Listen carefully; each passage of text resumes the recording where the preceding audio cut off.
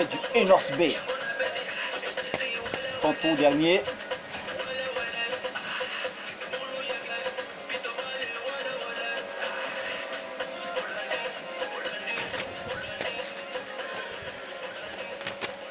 Salut la famille, salut à tous, à tous, à tous, à tous.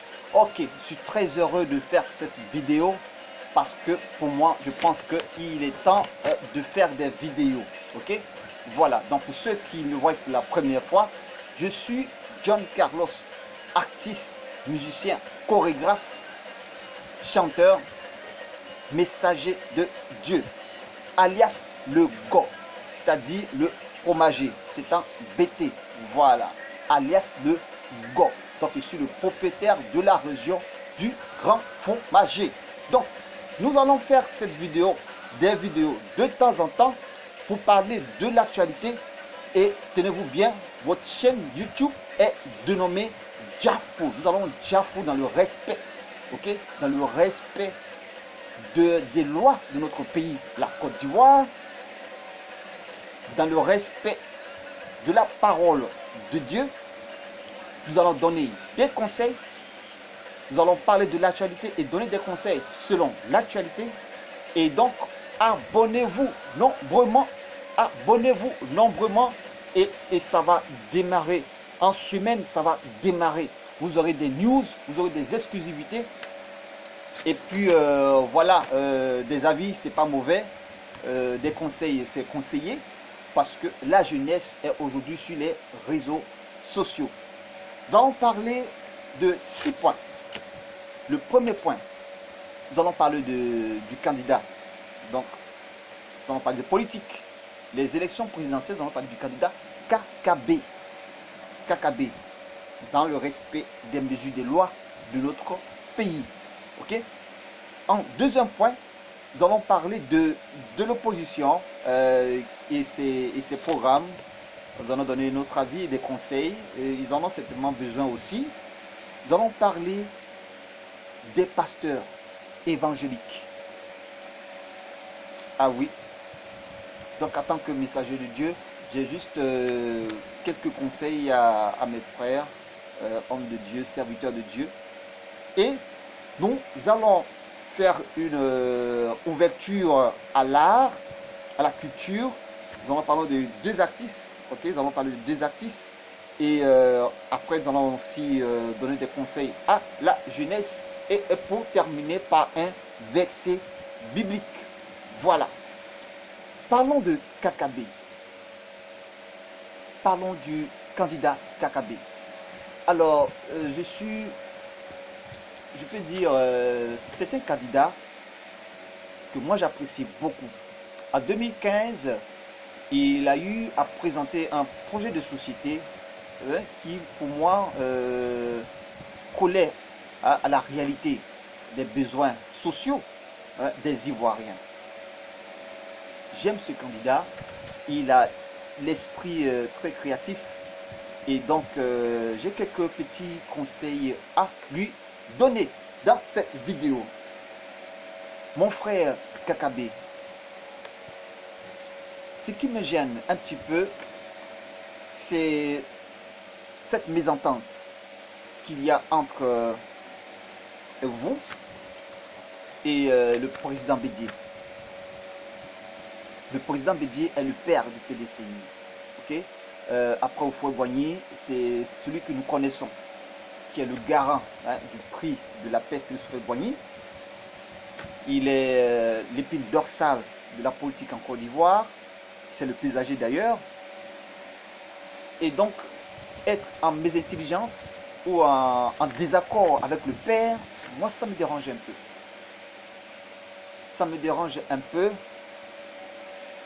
Et je souhaiterais, si c'était moi, que j'étais à la place de KKB, je sais que mon père, mon mentor en politique, se présente aux élections présidentielles. Je ne vais pas me présenter. Je ne vais pas me présenter. Parce que ça donne un esprit de division au sein du PDCI. Et vous devez savoir que lorsqu'au sein d'un parti politique, il y a de la division, au sein de ce parti politique, il y a des militants qui vous suivent, vous les leaders. Donc si les leaders qui sont censés rassembler sont divisés, ça, ça interpelle un petit peu sur, je veux dire, sur l'esprit des militants. Ça joue sur l'esprit d'un militant, ça joue sur la conscience des militants. Et ça, c'est pas joli. C'est pas joli. Il serait beaucoup plus sage comme un fils de dire mon père se présente, je ne me présente pas et je soutiens sa candidature. Et le candidat Kakabe a tout le temps, il a la jeunesse avec lui, ok, la jeunesse ivoirienne est avec lui parce que c'est un candidat jeune qui peut à tout moment se présenter et rebondir. Et donc, sa candidature en elle-même, au sein du PDCI, elle est gênante pour moi.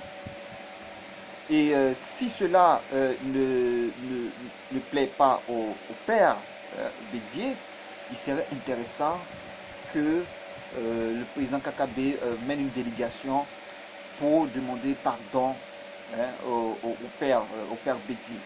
Ok, demander pardon au père Bédié, sincèrement pardon. Parce que quand vous avez un mentor comme le président Bédié, ok, le fils qui apprend tout de lui doit respecter le père. Je donne un exemple.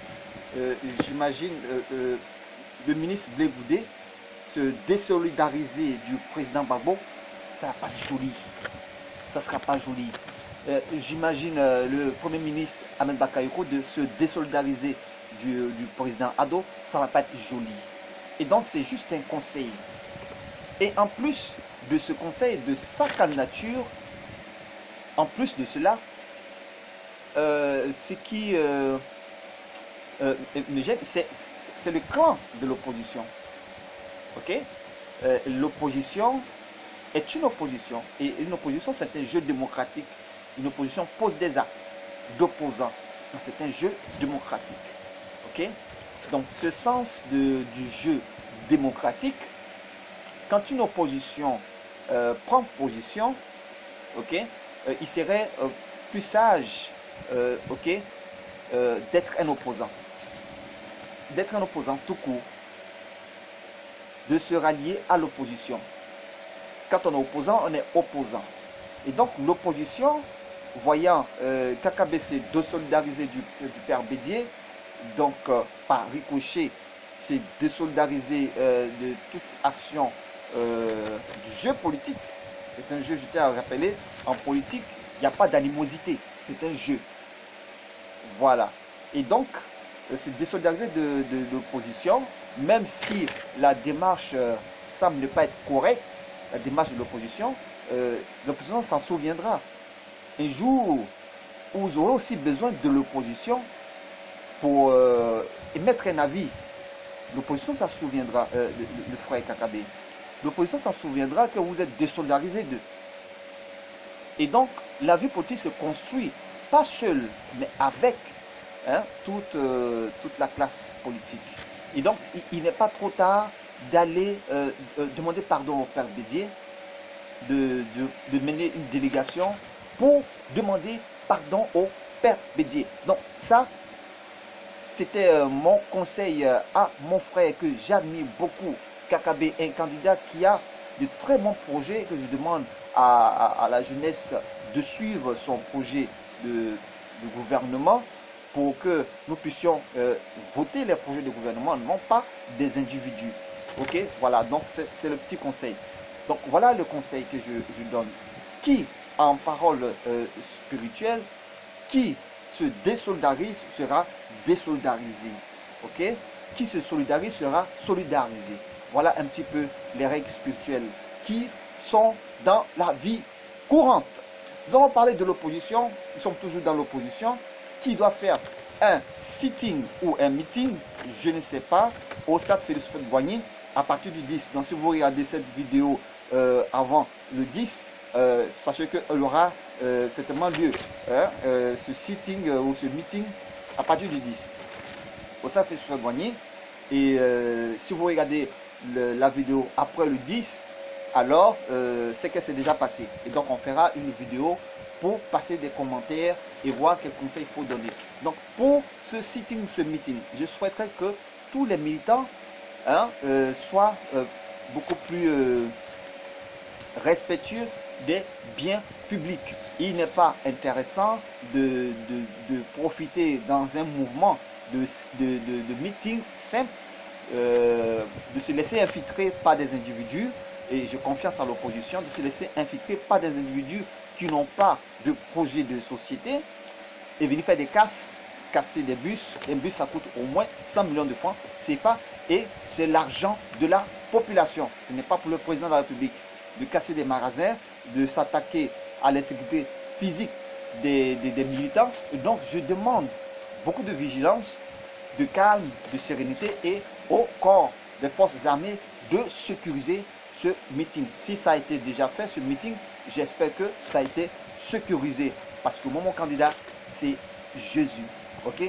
Voilà, je ne réponds que à Dieu, des ordres de Dieu. Donc, voilà, c'était un petit peu mon petit conseil concernant l'opposition. Et nous ouvrons la lucarne de mes frères, les pasteurs évangéliques.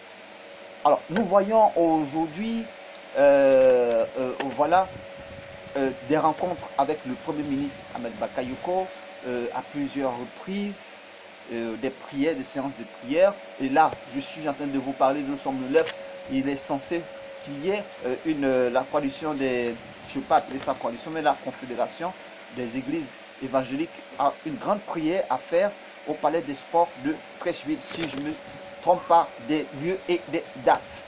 Le même 10. Le même 10. Des rassemblements de prière et le même 10, un meeting, ça semble un petit peu bizarre. Donc voilà mon conseil.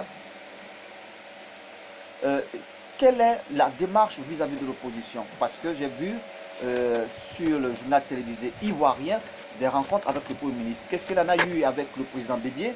Je ne sais pas. Est-ce qu'il en a eu une délégation à l'envers, le président Laurent Gbagbo? Je ne sais pas. Je n'ai pas vu d'image, je n'ai pas vu d'attitude. Donc je tire l'attention des frères pasteurs évangéliques et de mener des démarches dans ce sens de l'opposition pour ne pas prêter à confusion de ce que les pasteurs aujourd'hui ne marchent que pour le pouvoir. Voilà. Donc il serait intéressant de porter, je veux dire, conseil aussi de manière physique, une délégation allant vers l'opposition. Donc si vous n'avez pas encore fait cette démarche et c'est en cours de le faire, alors je vous y encourage. Et sinon, pour ma part, c'est encore à mi-chemin votre démarche. Ce n'est pas par les prières qu'il faut résoudre les problèmes politiques en Côte d'Ivoire. Ce n'est pas des actes. Ce n'est pas des actes, c'est pas des recommandations que Dieu, ce que Dieu dit, ok, de la situation. Ok, nous faisons beaucoup de prophéties et moi j'en fais aussi. Mais qu'est-ce que Dieu dit lorsqu'il y a l'appel divin et un message divin concernant une nation? Ok, voilà. Donc je tiens à leur donner juste ce rappel là d'écrire des notes, ok, à l'opposition aussi, avec des recommandations du message de Dieu. Quelle est la démarche de Dieu? Parce que Dieu n'est pas dans le désordre, Dieu n'est pas dans la destruction. Ok, voilà. Donc allez-y voir l'opposition de manière concrète. Allez chez le président Gbagbo parce que c'est un fils du pays, il a droit à aussi votre visite. Si vous n'avez pas les possibilités, l'église elle est forte. Donc demandez de l'aide au sein de l'église pour que la délégation parte jusqu'en Belgique, le voir Blé Goudé et tout le reste, et Soro-Guillaume aussi. Voilà, donc c'était mon conseil pour les pasteurs évangéliques. Donc j'espère que j'ai été courtois dans mes propos, dans mes conseils, car cette vidéo de cette chaîne YouTube, le Diafou, c'est de Diafou dans le respect, okay, des lois de mon pays, sans offusquer, mais quiconque donne conseil à éviter le désordre n'est pas dans l'offuscation. Donc si j'ai été aussi direct, j'ai pas été aussi fort, j'ai parlé mais j'ai pas parlé fort, ok. Voilà. Donc c'était mes conseils concernant, et là je vais en venir après. Côté spirituel, on aura vraiment, là je serai plus dur, côté spirituel je serai plus dur, mais côté politique je ne suis pas politicien, je suis un messager et un artiste, donc c'est un domaine totalement différent. Voilà, et donc c'était mes conseils pour la démarche des pasteurs. Nous sommes à 15 minutes de la vidéo. Au moment où vous êtes en train de regarder la vidéo, profitez de la partager dans vos réseaux sociaux, dans les groupes. Cliquez sur partage, cliquez sur groupe et partagez, partagez, partagez, partagez, parce qu'il y aura beaucoup de conseils, beaucoup d'avis. Peut-être que vous en parlez dans les salons et moi j'ai la manière de pouvoir exposer ces conseils-là dans la sagesse et montrer à la jeunesse comment il faut utiliser les réseaux sociaux. Les réseaux sociaux, c'est pour s'édifier spirituellement, intellectuellement, économiquement et beaucoup de choses à apprendre. Ok, voilà. Donc, un conseil spécialement pour la jeunesse, parce que nous sommes dans la période électorale en Côte d'Ivoire. Et donc, si vous regardez la vidéo depuis l'Europe, si vous ne le savez pas, c'est la période électorale. Donc, il y a le conseil que je dois donner à la jeunesse, de ne pas vous apprendre à votre prochain. Dieu n'aime pas ceux qui ôtent la vie à leur prochain. Donc, ne prenez pas de gourdin, de machette pour aller macheter, taillader votre prochain. Vous n'êtes pas dans la vision de Dieu. Donc, quand on va finir cette vidéo, je donnerai un verset pour tous ces acteurs, ces protagonistes que j'ai cités. Voilà. Ok? Voilà. Donc, moi, j'aime la musique. Et bientôt vous aurez des nouvelles concernant voilà, la musique. Voilà, on écoute en fond sonore. Voilà.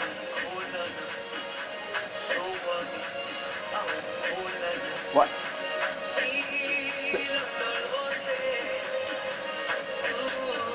Je suis désolé, hein, mais bon, j'aime la musique. Voilà, donc pour ceux qui m'écoutent là, qui viennent de nous prendre en marche, nous sommes à 17 minutes, à quelques minutes de la fin de cette vidéo. Je suis John Carlos, alias le Go, le fromager. Voilà, je suis le propriétaire de la région du Grand Fromager. Mon nom de famille c'est Go Bolo, ça veut dire le Grand Fromager. Donc, excusez-moi, mais c'est pas de ma faute, alias le Go. Voilà, c'est en bas du fromager qu'on règle les problèmes. Et donc, on donne des conseils et je joue mon rôle.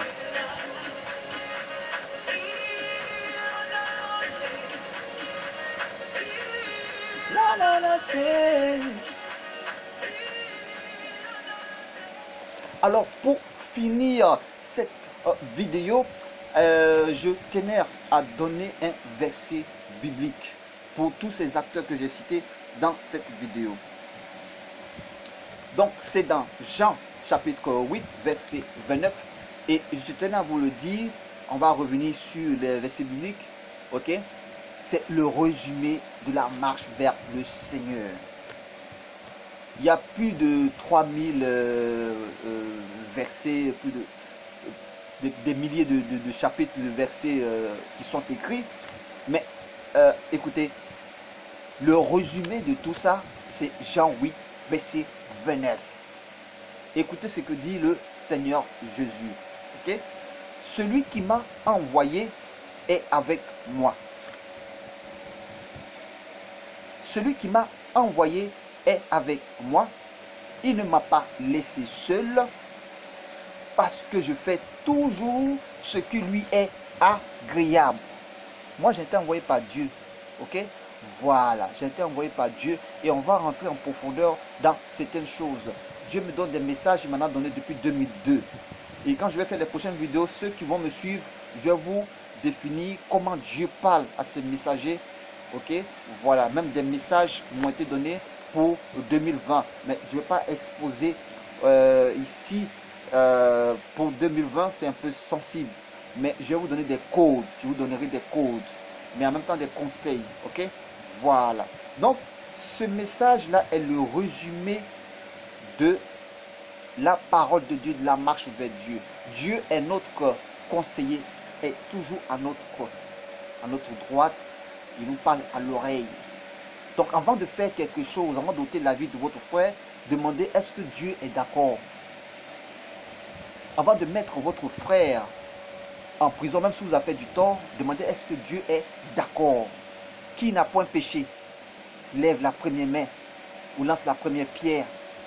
Nous sommes tous pécheurs. Donc avant de faire quelque chose, demandez est-ce que Dieu est d'accord.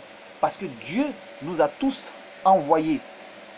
Tout comme votre serviteur, Dieu nous a tous envoyés sur la terre pour un message bien précis. Moi, j'ai une mission. C'est d'apporter l'amour, la consolation, les conseils, l'orientation, l'espoir. Ok? Voilà. Donc, celui qui veut faire quelque chose demande d'abord, est-ce que Dieu est d'accord? Père, est-ce que tu es d'accord avec ce que je vais faire? Ok? Père, est-ce que tu es d'accord avec ce que je vais faire? Dieu, il est amour. Donc, ce que vous avez fait, s'il n'y a pas amour dedans, c'est que Dieu n'est pas dedans. Ce que vous devez poser comme acte, s'il n'y a pas grâce dedans, c'est que ce ne plaît pas à Dieu.